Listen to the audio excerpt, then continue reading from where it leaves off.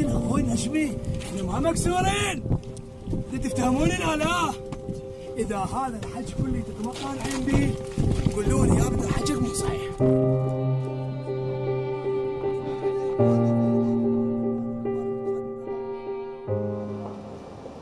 قرابة منتصف الليل طرقنا باب بيت يسكنه الصمت وتسكنه سيرة رجل ما زال صوته يتردد في ذاكرة العراقيين. لم يكن الرصاص الذي غدر به قادرا على إسكات الحكاية. بالأول ابتدائي نص السنة هو يعني الوالد استشهد. تعرفين يعني عسكري و30 يوم التحاق يعني نزوله شهر بين شهر على خبر استشهاد. نجوى ابنة الشهيد علي النداوي التي حولت البندقية إلى قلم والاستشهاد من أجل الوطن إلى شهادة تدخل فيها الطب لصون البدن.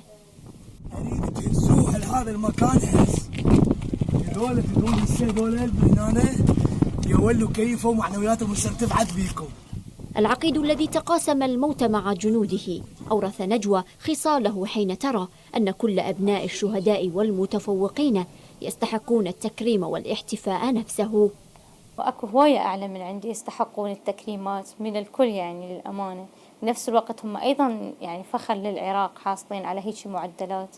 الكفن الأبيض الذي احتضن جسد النداوي أنبت بعد أعوام المئزر الأبيض على كتفي ابنته، وهكذا انتصرت الشهادة مرتين. عاهدنا بالنصر أو الشهادة فنال الشهادة والنصر، وعاهدته بشهادة فجاءت كاملة 100%. أسرة لا تقبل إلا بكل التفوق.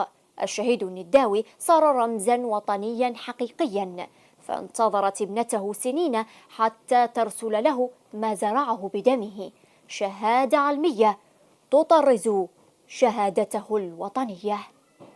شروق الغانم، بغداد، العراقية الإخبارية.